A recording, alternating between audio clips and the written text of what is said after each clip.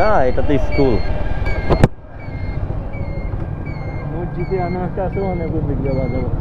আলহামদুলিল্লাহ আমরা হচ্ছে চলে আসলাম অবশেষে জমিদার বাড়ি, যেটা হচ্ছে মুরাপাড়া নারায়ণগঞ্জ।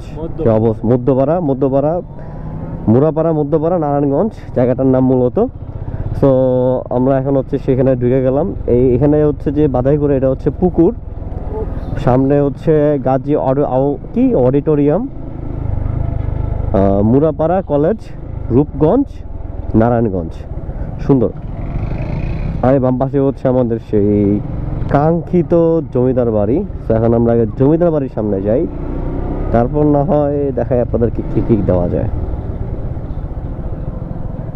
তো ফাইনালি আমরা চলে আসলাম আসলে মুরাপাড়া জমিদার বাড়ি, যেখানে আসলে খুব বেশি একটা নাই, কি বলে এটাকে, সিকিউরিটি ইস্যু নাই, তারপর হচ্ছে ঝামেলাও নাই তেমন একটা, আর মোটামুটি ওপেন ফর অল। বাট আজকে বৃষ্টি হওয়ার কারণে অনেক হচ্ছে ঘাসের মধ্যে পানি জমে আছে।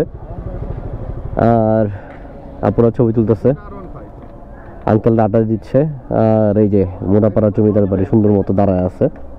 তো এটা বসে গেলে এখন বর্তমানে হচ্ছে সরকারি মুরাপাড়া কলেজ নামে হচ্ছে প্রসিদ্ধ। আর এটা হচ্ছে ছাত্র সংসদ মুরাপাড়া কলেজে। তবে এটাই আসলে মূলত জমিদার বাড়ির একটা অংশ। আর এখানে হচ্ছে আপনার পুকুর। বাইকটা অফ করে বাইক থেকে নামি, এরপর সরি 2 জিক্সের একটা ডেমনটা যদি আমাদের না আগে থেকে ছিল। আর আকাশটা যা লাগতেছে ভাই, ওফ, মাথা নষ্ট।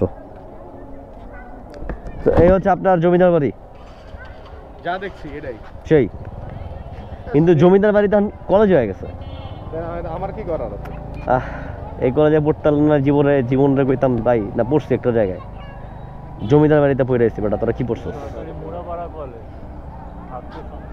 হ্যাঁ, এটা মুরাপাড়া জমিদার বাড়ি কলেজ। এই কলেজে পড়লে বেটা কইতাম জীবনে কিছু একটা করছি। হ্যাঁ, কি করছি? জমিদার বাড়িতে পড়ে আইছি, খালি ঘুমাইতে নেই।